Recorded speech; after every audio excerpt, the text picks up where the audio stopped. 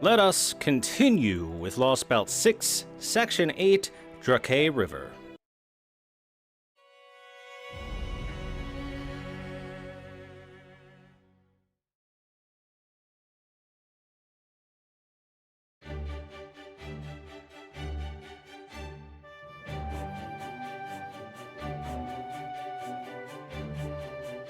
Smolberon.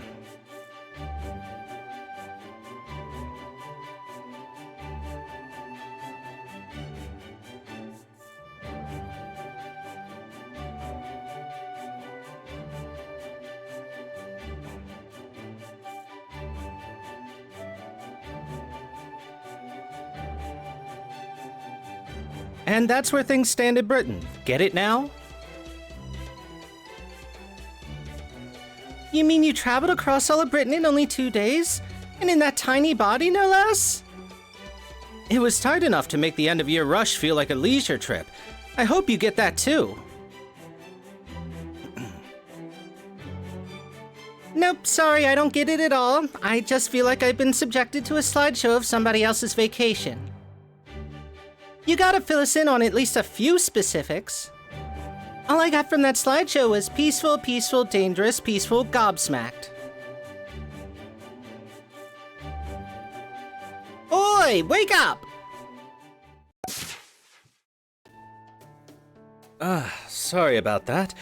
I always lose a bit of intelligence when I switch to my recon form. Long story short, nothing major has happened in Gloucester or Salisbury.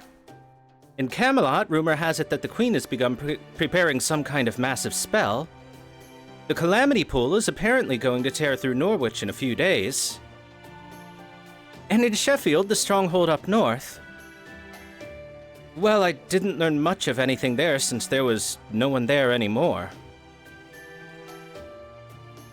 Didn't you say it was still too soon to go to Norwich before? All I can say there is that the time is now right. You and Da Vinci are serious about saving Britain now. And for the first time, Artoria has companions she can now depend on. Not to mention Muramasa's extra muscle.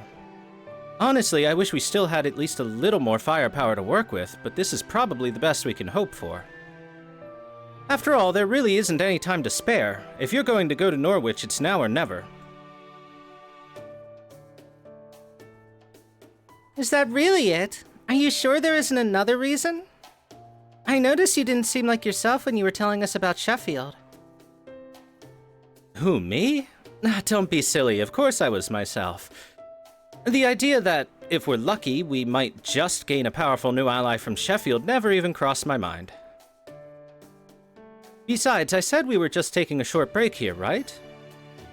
It's not a good idea to stay in one place for too long right now. You guys have a lot of eyes on you after all. I mean, it would be nice to have a proper base, but my forest isn't cut out for that. If an enemy were to invade us here, we wouldn't even last a day. Now, sorry, that just slipped out. Anyway, the most important thing we need now is our allies, which is why I'm saying Norwich should be our next stop. You get it, right, Gouda?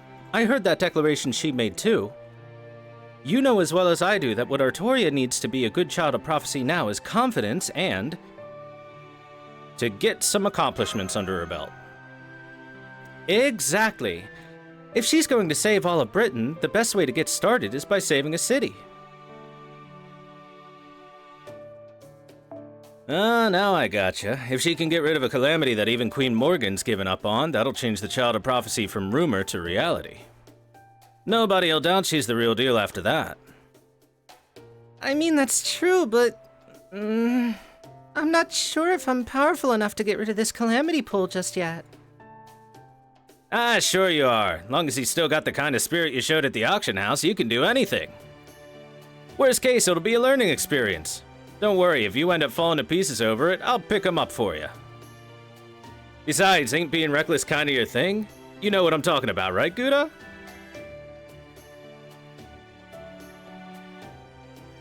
If anything, learning experience are when you do your best work.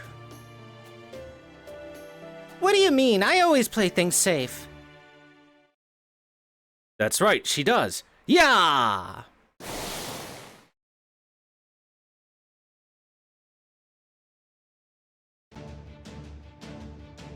Artoria is like a big fuzzy bear who's got it all. Bravery, spirit, speed, the works! I just know I'm so sure she'll find a way to save Norwich, too. So let's get going right now. Come on, Norwich Calamity City awaits us. Together, I know we can all save Britain. Who are you? Oh yes, hello, nice to meet you. I'm Gareth, a vagrant with plans to become Artoria's attendant.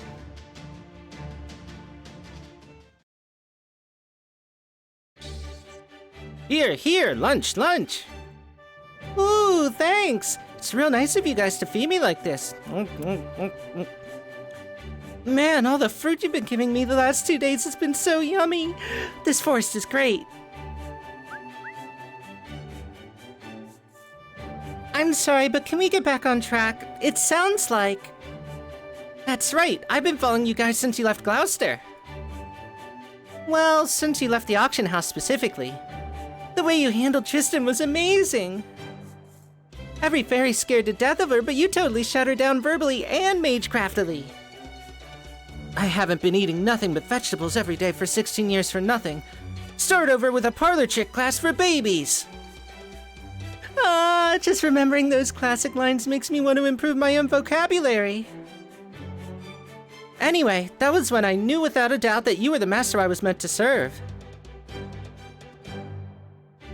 And of course, I've been observing your exploits after Gloucester, too. You didn't hesitate to help fairies in need, no matter how shady they seemed. I don't know of any other fairy in all of Britain who can trust others like you have. I don't know much about Ainsl's prophecy or what the rumors say, but I do know you're destined to save Britain. So please, Artoria, please let me come with you on your pilgrimage. I know I'm just a low-class fairy who's been flitting from city to city up till now, but I'm certain I can be of use to you.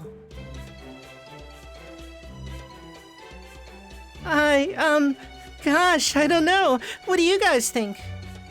I mean, I'm not really anything special, so being someone's lord, I don't know. You do know you've got a huge grin on your face, right? I do? Okay, Artoria, deep breaths, deep breaths.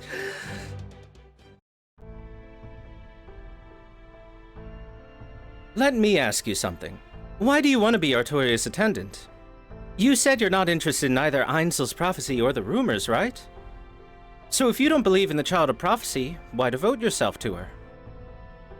Well, to be honest, I really have just been a vagrant up until now. I don't even know what kind of fairy I am. I'm not part of the Wind Clan or the Earth Clan or the Fang Clan. I'm not especially good at anything. But the one thing I've always had is a purpose. This time I want to keep everyone safe. This time I want to be able to put up a real fight. And I want to help all the people I see suffering everywhere I go. That's always been my purpose. But I'm not very strong. All I can really do is bite my tongue and grit my teeth. So far, I've only managed to get by using my iron weapon to destroy Moors. Then one day I saw one of the Queen's Tamlin from a distance and I immediately thought, I want to be a knight like that too. I want to be a knight who can keep everyone safe. I want to serve a king I can truly respect. But soon after I heard that Queen Morgan was actually a bad king and the only job of the Tamlin was killing more. And I thought my dream could never come true in Britain as it stands now. But then, I heard that a fairy who could save all of Britain would be up for auction, so even though I didn't have much hope, I snuck in to see for myself. Then I had my fateful encounter with Artoria there, and my dream of becoming a knight finally came true. Well, it hasn't come true just yet, but it feels like it may as well have, so... Anyway, that's my reason. Now do you understand why I want to serve her? Oh yes, I get it. Looks like we'll just have to let you come along then. I thought Morgan might have sent you here to spy on us, but no spy would ever be so awkward. And since it looks like both Artoria and Gouda are in favor of you joining us, I have no objections. Besides, we can always use more fighters on our side. Glad to have you, Gareth. Oh, by the way, you said you didn't know what kind of fairy you were. Well, now you do. Since you're Artoria's very first retainer, that makes you Gareth the Squire.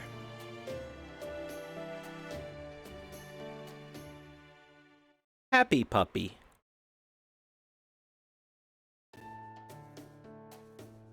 And then we had a fight. Nice combo, Gareth. That was great. Thanks, Artoria. I was afraid we might get wiped out back there, but we won no problem.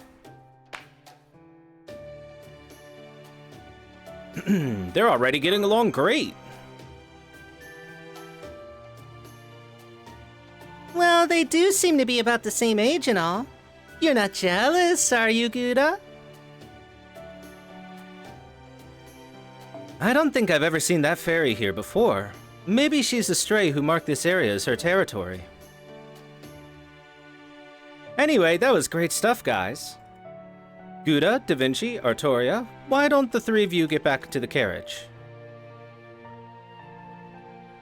Gareth, Muramasa, would you two mind continuing to escort Redra Bit? I'm worried that beasts and bandits will think he's easy pickings if he looks like he's out on his own.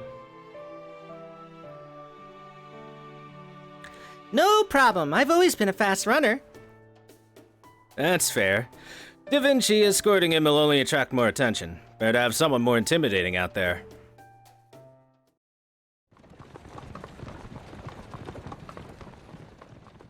So how long until we reach Norwich at this pace?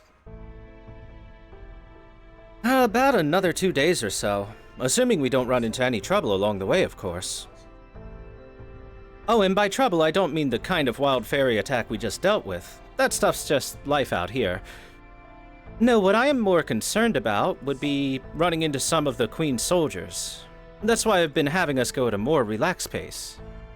A horse-drawn carriage tear-assing through town is bound to draw unwanted attention, you know. The last thing we need is to be pulled over and have our cargo inspected. Does that mean there are wanted posters of the Child of Prophecy, that is, Artoria now? No, Artoria's fine. They'll think she's just another fairy from the sticks. The problem is Gouda. In general, it's against the law to take civilian humans outside city limits. So if some soldiers start questioning us about who he is and which clan he belongs to, we'll only be able to play dumb for so long. So straight up police interrogation. That's about the level of authoritarian crap I'd expect from Morgan. Yep, which is why we're taking it slow for now. If things get too hostile, we'll throw caution to the wind. Oh, by the way, Artoria, is this your first time going to Norwich? Uh-huh. I've always wanted to go, though. A whole city of smiths sounds amazing. But I thought fairies hated iron. The Wind Clan definitely does, but the Earth Clan sees it as a precious resource. It's iron weapons all fairies hate. They don't have much of an issue with the iron in buildings or daily necessities. Well, your neighbors do tend to complain if you work with iron frequently, but that's just the sign of a good smith. It's a shame your first visit to Norwich will be while it's in such a state. But the fact is, this is your first big opportunity to turn things around. In fact, I'd say how you handle things in Norwich will set the tone for what happens to all of Britain. Remember the prophecy. Once the child has averted catastrophe in the city of iron and sea of soot, their pilgrimage shall truly begin. That's definitely talking about Norwich. Most of the prophecy is pretty abstract, but that's a pretty clear statement of where to go and what to do. This is going to be a battle neither we nor Artoria can afford to lose. Indeed.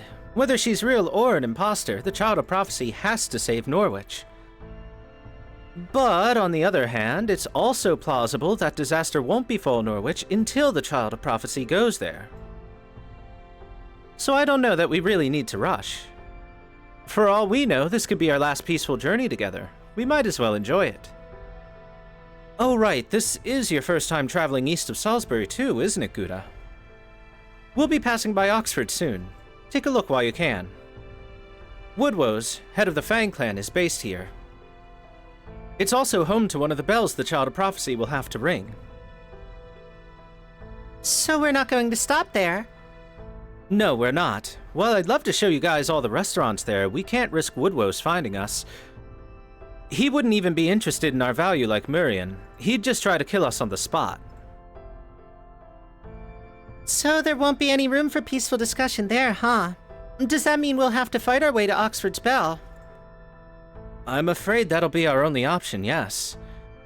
Now that the Tamlin are the Queen's chief players, Woodwose might not have the same power he once did, but the Fang clan is still Fairy Britain's primary military force. So we won't be able to storm Oxford for some time to come. Does that mean we're eventually going to have to fight there? Well, yes. If we're going to ring the bells, we won't have a choice. Lords like Aurora and Murian who don't want to see their cities turned into war zones are the exception rather than the rule. Besides, it's not like Oxford hasn't already seen more than its share of bloodshed. 1,200 years ago, in year 800 of the era of the High Queen, this area belonged to the Wing clan. But then the Fang clan came and took it by force, leaving not one Wing clan fairy alive. Then Murian and Gloucester must be... It's possible there may be other survivors out there somewhere. But as far as I know, Murian's the last member of the Wing clan left.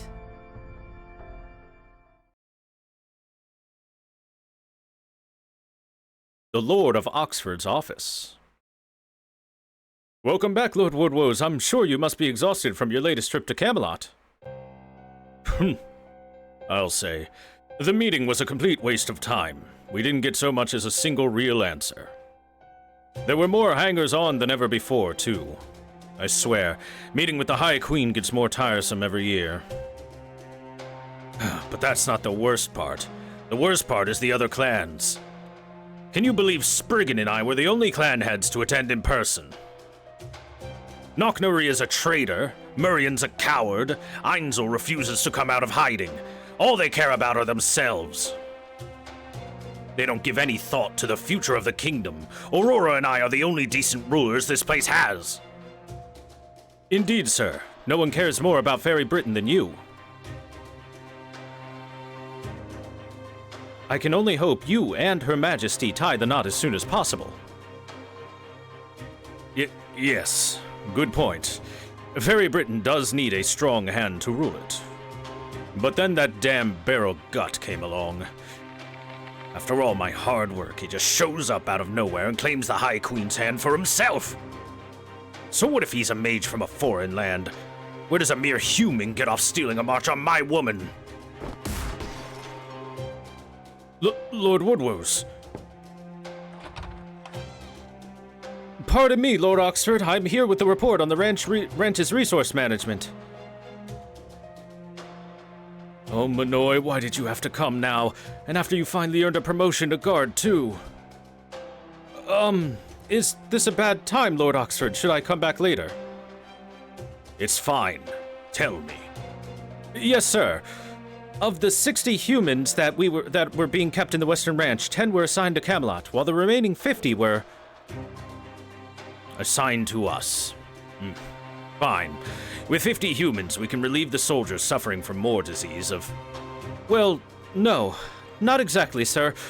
The remaining 50 were all taken to Manchester under Lady Gawaine's supervision. She said they needed to be re-educated. She what? So that insolent little thing confiscated my humans without so much as a word to me! Please, Lord Woodwose, calm yourself. It's not his fault. He was just giving you a report. Silence! We shouldn't have to suffer for these pathetic creatures at all. If it wasn't for the Queen limiting their production, we could have as many humans as we need. But sir, humans are emotional creatures. If we treated them like any other livestock, they'd stop being creative and they wouldn't provide any more nourishment for us. Britain can't afford luxuries like that right now. The more are growing in number by the day. We need to bolster our armaments before they swallow the entire city. Or what, does the Queen think the Tamlin alone can keep the Moor at bay forever? Has she completely forgotten how much we, the Fang Clan, have fought for her over the years?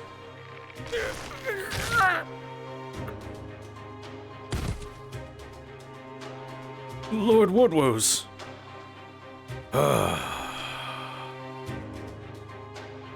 Be calm. Be generous. Remember, you are a knight fit for the High Queen. I'm going out for dinner.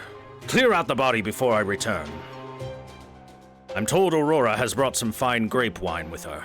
It seems the Wind Clan is just as desperate to survive as we are. Yes, sir, so it would seem.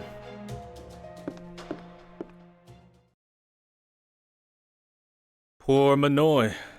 He was a really good cook, too. He always said he wanted to be of use to Lord Woodwose, even though he was human. Why can't humans ever seem to understand they'll never be as good as fairies?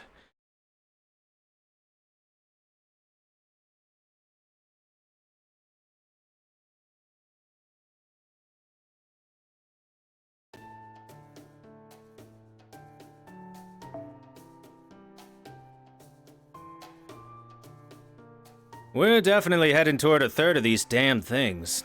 Damn it, why's this gotta happen to me? I got no damned legends about defeating ghost cats.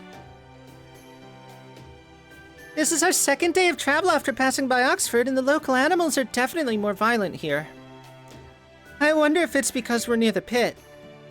You mean that giant hole over there? That's right. The pit is a giant hole in the very center of Britain. And all those walls you see to the north side of the pit, that's Camelot.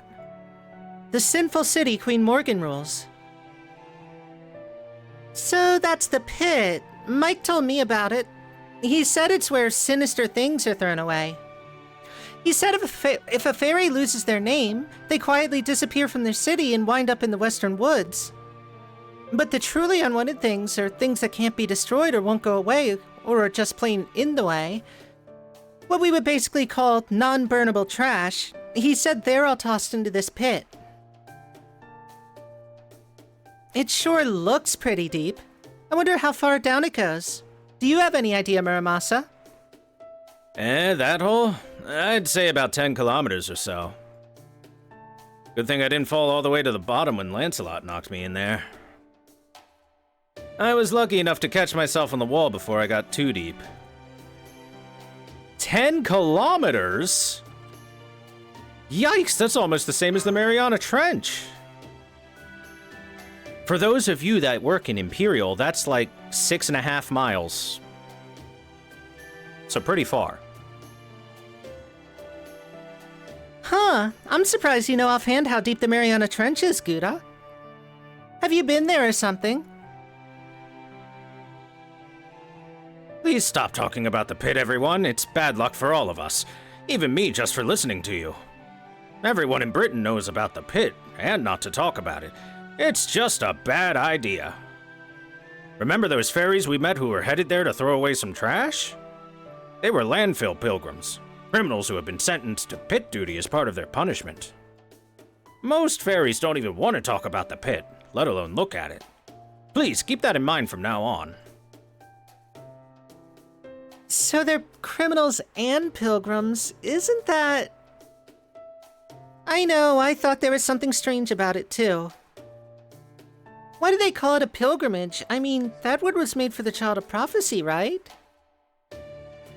What I heard is there are 6 relics that the first 6 fairies left behind when they died. The bell towers in each city were made to enshrine these relics and let each clan honor their roots. And Ainsel called the journey the Child of Prophecy would have to undertake to visit all those bell towers and rule over the clans a pilgrimage. Huh, you don't say. I could see that. I mean, there's no other reason I can think of for the concept of a pilgrimage to exist here. So the word was coined just for the Child of Prophecy, huh? That makes a lot of sense. Eh? You mean the word pilgrimage is completely ordinary in your world, Gouda? Yep. You don't really have anything like religion here, do you? Okay, so say there's a group of people who believe really strongly in a certain teaching and formed a community centered on that belief where they all help one another. For people like that, the place where the teaching they believed in originated is considered a holy land. The trip people sometimes take to that holy land to pray is called a pilgrimage. It's one of the simplest and most important rituals around, and it's something anyone in our world can do. Really? So you don't have to be chosen by a prophecy to go on a pilgrimage in your world? Nope, that's one of the better things about proper human history. Everybody's equal and no one's special. You can still make amends even if you do something bad, and even if you do good deeds, you can still be punished if you commit a crime. At its heart, that world settles disputes through dialogue. Not to say every dispute is resolved that way. Still, today's matters can carry over to tomorrow, and tomorrow's matters are carried over to the day after. Since no one there is eternal or volatile the way fairies here are, in the outside world, things are pretty much always changing. Wow, that sounds like such a human way to run a kingdom. I can't do much of anything on my own, so I love the idea of a world where people can just help each other. Then again, that's true for most people in the land of the Fae, so I guess it's not really fair to compare them. Good point. One thing's for sure, the Isle of Britain is a beautiful place. So what about you, Gouda? Eh? Oh, I'm sorry. I guess that was kind of a strange way to ask, huh? I was just trying to ask what you think of your own world, and how you feel about what it is you're doing now. Oh, now I see. Oh, good. Well, it's hard to put into words, but I guess I do have some concerns.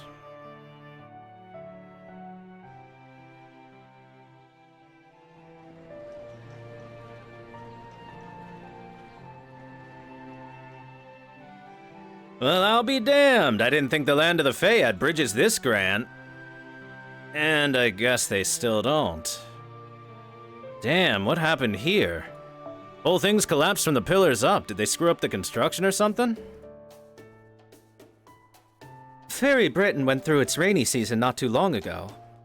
So I'd guess it was a combination of flooding and more attacks that did this. Now what do we do? Norwich is just a ways past that hill on the other side of the River of Tears here, but... Is this river too deep to wade across or something? Oh yes, it's much, much deeper than it looks. So deep it may as well be bottomless depending on the person. So I guess this is as far as the carriage goes, huh? Thank you for your service, Redra. Don't be ridiculous, dog ears. I've come too far as Gouda's loyal steed to turn back now. I swore on the poem I've been writing along the way that I would stay by his side to this journey's end. I'd sooner defeat you all and go home alone than let you leave me behind here. That is how committed I am to this cause. The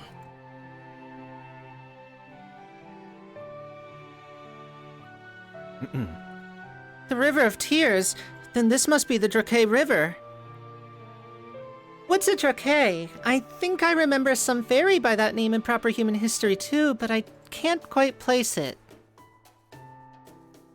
The Drakei are night calls.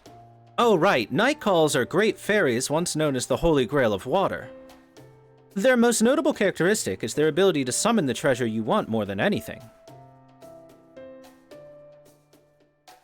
How's that saying go again? A picture's worth 1,000 words? Take a look over there and see for yourself. Remember those fairies we saw gathered over by the foot of the bridge? It looks like they're here for the Drakei.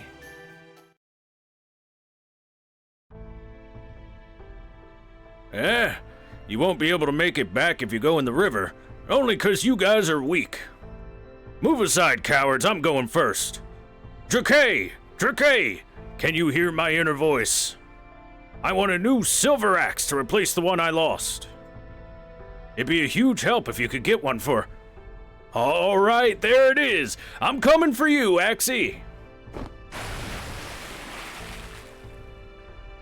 There isn't much I want for myself, but Lord Woodrose did order me to find a beret that would suit Lady Aurora, so if you have a rainbow beret that would look good on... Oh crap, there's one floating this way now. I guess I should go get it, but every ferry that went in the Drakei River ended up... Oh crap, my hand just kind of reached for it. Ah! Something grabbed me! On second thought, never mind!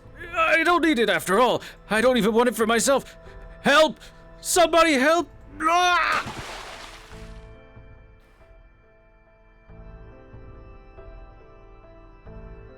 Excuse me, but would you all mind terribly if I left you here and went back home now? Shut up, horse ears. Nobody was talking to you. So, as you can see, the Drakei are very dangerous night calls. They lure people in with something they want, then drag them into the river to drown them when they reach for their treasure. The Drakei are basically a scale that weighs your desires against your life. This bridge was probably built as a defense against them. So it's too dangerous to go near the water here, huh?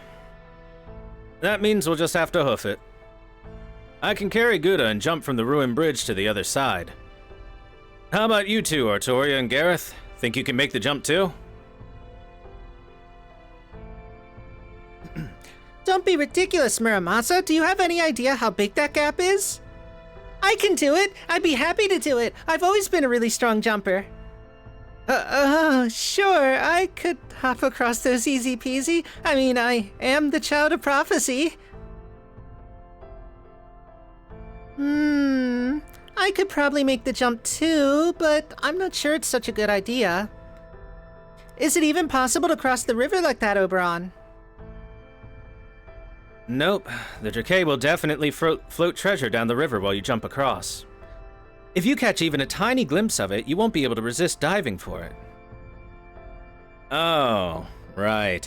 I guess I should have known fairy mystics wouldn't make it that easy. See, Muramasa, this is why you need to look before you leap. Literally in this case. Easy, Artoria. Down, girl, down. Sorry. Muramasa reminds me so much of an old man I knew in my village, it just kinda slipped out. I guess we'll just have to make a detour around the river then. Can we go upstream to do that? Yeah, we can make it out of the Drakei's domain if we head upstream. We'll lose half a day or so, but that's better than, dying. Just don't look at the river, at all. If you see something you want in there, ignore it. The Drakei are invincible in the river, but they also never leave it. So as long as we keep our distance, they shouldn't be a problem. Treasure drifting down the river, huh? Hey, Oberon. Couldn't we cross the river here as long as we ignore anything that drifts down it? No, we couldn't. The Drakei will just keep sending new treasures down the river as long as their magical energy lasts. Ignoring the treasure is essentially a battle of wills with the Drakei, which isn't the best idea. Wait, actually, that might work better.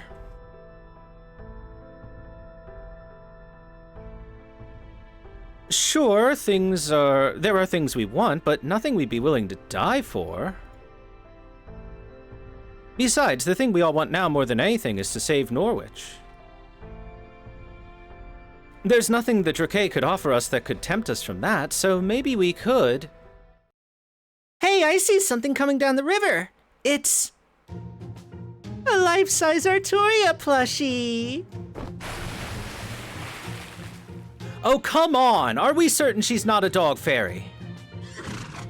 A 2-meter-long carrot? No way! A holy grail!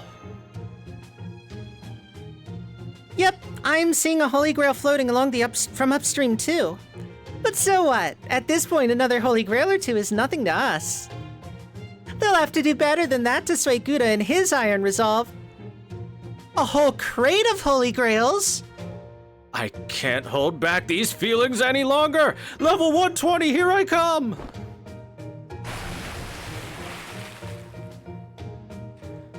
crap, I didn't think they'd be this good at reading our minds. Still, I'm Leonardo da Vinci, the Renaissance genius. There's nothing they could show me that would tempt me away from... No way, a fossilized dinosaur! How did you clowns destroy 5 Lostbelts? No, it's not that they're weak. The Drake are just that good at tempting us with what we want. Don't you dare look at the river, Artoria. I'm gonna go pull those dang fools out of the water before they all drown. Don't worry about me. I'm an imitation of myself, so there's nothing I want. Oh, really, Muramasa? There's nothing in the whole world you want. Don't look at me, you idiot. The river's this way. I can't believe we lost 5 people in just 1 minute. What do you make of this, Muramasa? That's what she wants? You gotta be freaking kidding me. Oberon, find a rope or something and toss it in the water. What, you think I'm just going to find a rope lying around? Oh, damn it, now I looked at the river. Yay, I wonder what I'll get.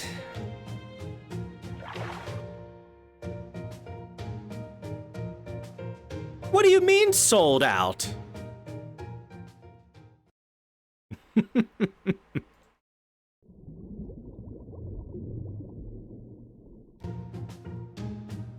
Well, you dolts have anything to say for yourselves before I bash your damn heads in? All together now. How could we not go for something like that?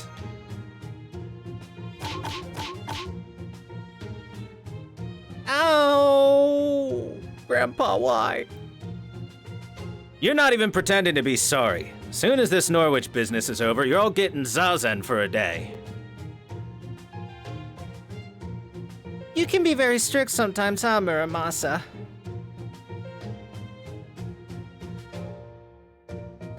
Zazen, for you guys that don't know, is, you know that sitting posture where you're sitting with your legs under you? It's basically that.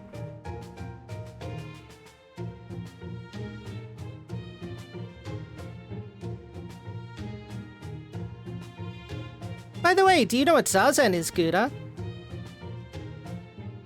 It's kind of a meditation where you calm your emotions to clear your mind. Yes.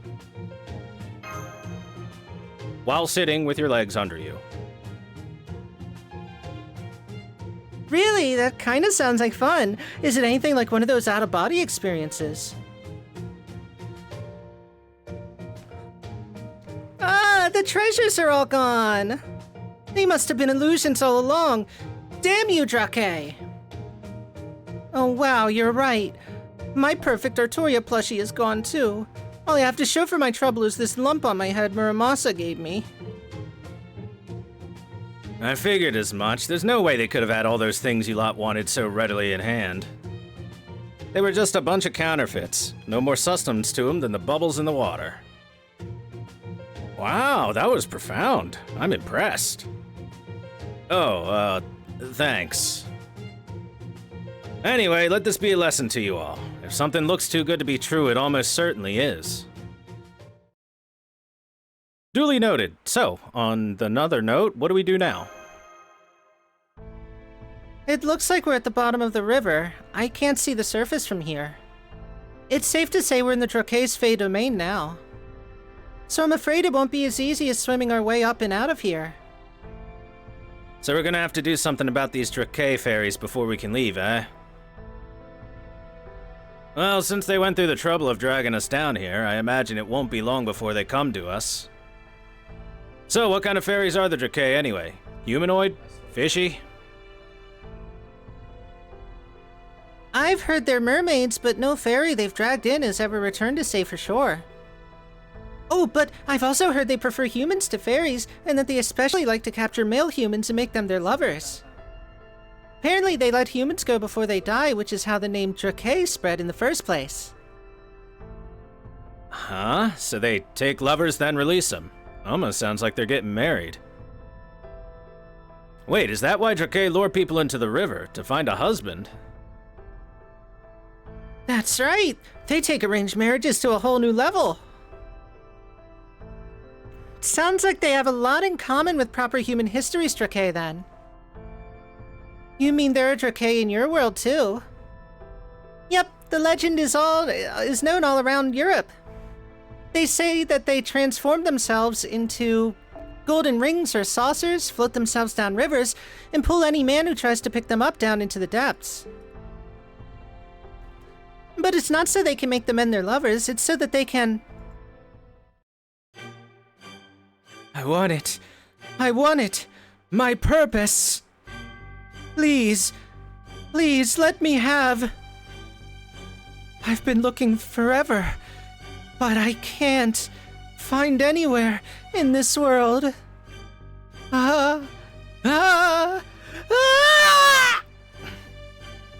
Here they come. Fight now. Talk later. Don't take them lightly, Gouda. From the looks of it, this is going to be a long battle.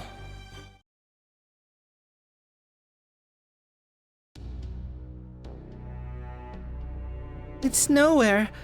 Nowhere. Why? Why?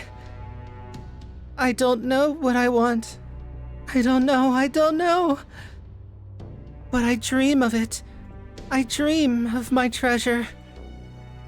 I dream of my love. Of my baby.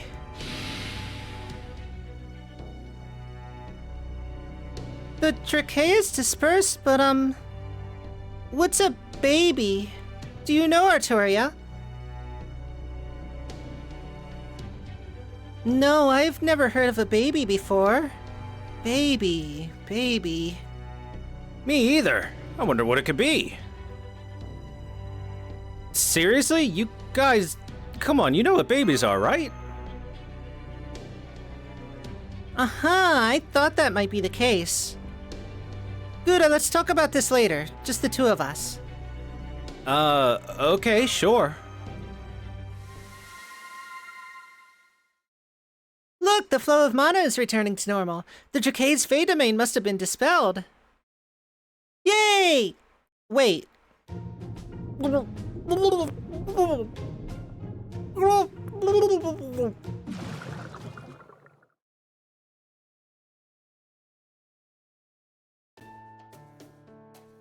I see. So you fought the Drake at the bottom of the river, and you even won. Then you almost drowned while you were chatting because you didn't realize the river had returned to normal. And you finally made it back here after being washed ashore downstream. Does that about sum it up? Oh well, I was just here keeping an eye on our stuff. It's no scales off my wings.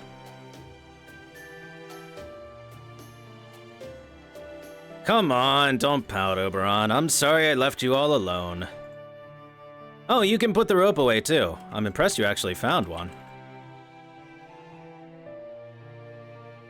You can thank Blanca for that. She's the one who found it.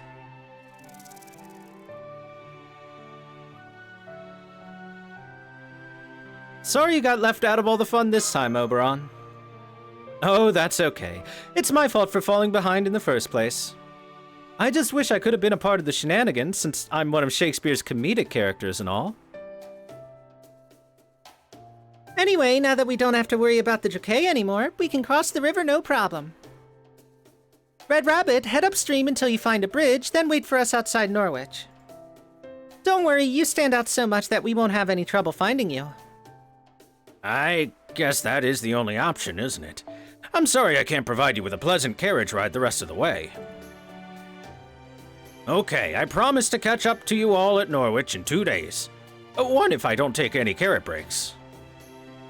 Take care until then, everyone. And please don't fall for any other Fey horse while I'm gone.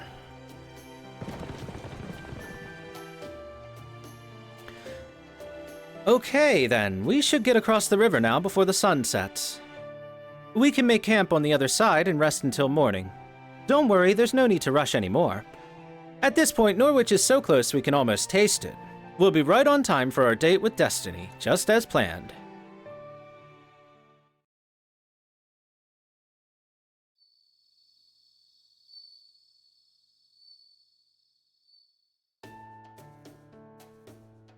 And then we had a big battle against Tamamo Cat. That was quite the fearsome foe, wasn't it? And this bread is really yummy. I never used to think of eating as important before. But I thought I'd try it for myself after seeing Artoria enjoying food so much. And now I can't stop. Now that you mention it, you do eat a lot for a Wind Clan fairy, don't you, Artoria? Usually it's the Fang Clan that live for food. Are you actually a Fang fairy? No, I'm just a low-class fairy. I don't even belong to any of the 6 clans. I only got in the habit of eating because the people of Tintagel Village would always give me food. Tintagel Village? Then the rumors are true. You really did survive Woodwose's Child of Prophecy hunt. Well, I don't know if I'd say survived so much as barely managed to escape thanks to Merlin's magecraft. I really didn't do anything all that spectacular. The whole thing's kind of become exaggerated as time goes on. By the way, Gareth, do you know why restaurants first became popular here in Britain? Come to think of it, no, I don't. Going into a restaurant was never an option for me, so... They're not just places to eat. They're also a way for the Fang Clan to keep their violent impulses in check. Woodwose made a big speech once about how, now that the Fang Clan served the Queen as her army, their lack of manners was unbecoming. So he said he would give them a proper education and teach them to satiate their desires with meals. At some point, that first restaurant he started blew up into a major chain. And now, owning a restaurant is considered one of the hallmarks of success here in the land of Fae. So the reason Woodwose is so particular about etiquette and dressing like humans is... Yup, it's all to cover up his own violent nature. He might act like a gentleman now that he's head of the Fang Clan, but at his core he hasn't truly changed. He's still a brutal and greedy fairy who gets his kicks from tormenting the weak. If that doesn't sum up the whole Fang Clan, I don't know what does. Still, now that the Tam Lin are the Queen's head fighters, he's settled down into just being an old fairy who wields his authority like a club. So that doesn't mean he's not all that strong. That's right. At this point, he's just an old fairy. You all are definitely stronger since you managed to defeat the Drake. So once you eventually get around to defeating Woodwose, you should take the chance to go to one of his restaurants. I've only been a few times myself, but I can tell you their food is to die for, especially the salads. After all, even warriors need rewards to keep themselves motivated, so I hope that gives you guys something to look forward to as you help Artoria out.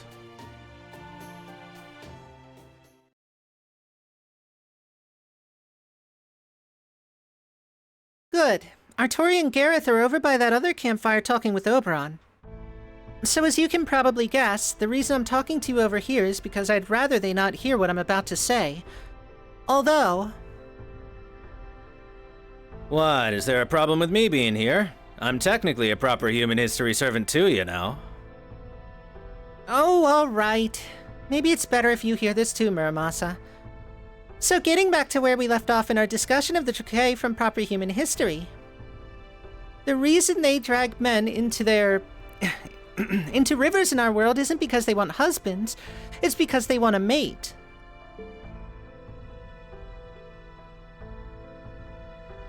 If they come across a woman instead, they make her serve as their child's wet nurse.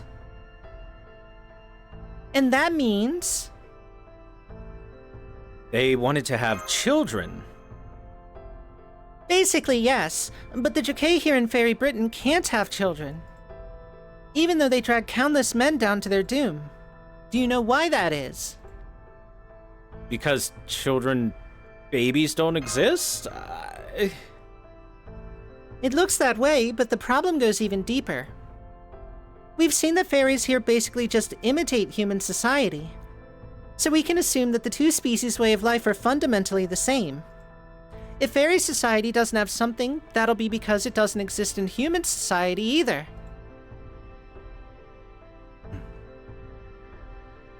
And that means humans in Fairy Britain have no natural means of reproduction. There is no concept of childbirth here.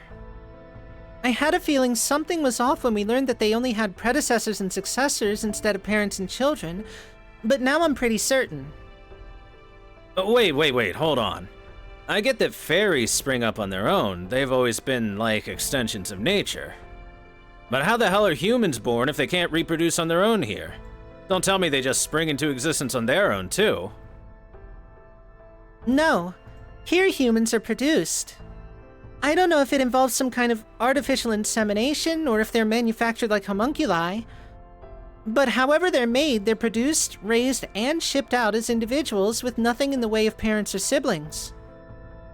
I'm sure they still have things like marriage, husbands and wives, but even if two humans get married, they'll never be able to produce their own descendants. So that's what human life is like here in Fairy Britain, it seems. It may seem cruel and inhumane to us, but for fairies who live here like Artori and Gareth, it's just another ordinary fact of life they've probably never questioned. At this point, I have no way of telling why things turned out that way here.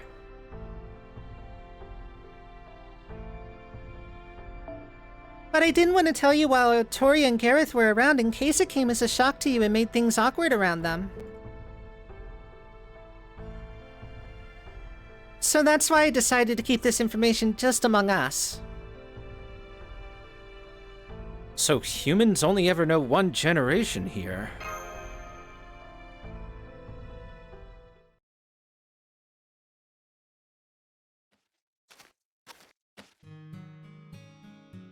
Okay, I think this should be enough. Plus, I'd hate to wake them now that they're resting up for tomorrow. Huh? What just flew out of Gouda's tent? Was that a bird? Has he been raising one in secret all this time? Nah, that can't be it. Oh, hi, Blanca. Sorry about that. How are things in Norwich? Does it look like the calamity will start tomorrow? Still no sign.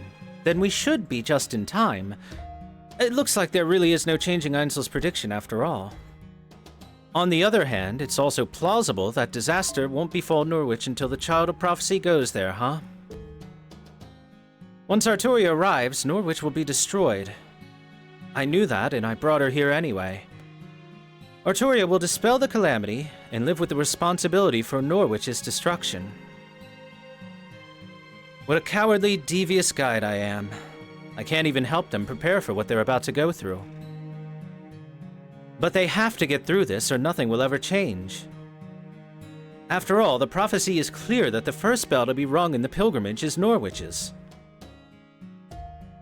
Okay, thanks, Blanca. Why don't you rest up too? You must be exhausted. No, I'm not going to tell them it's impossible to save Norwich.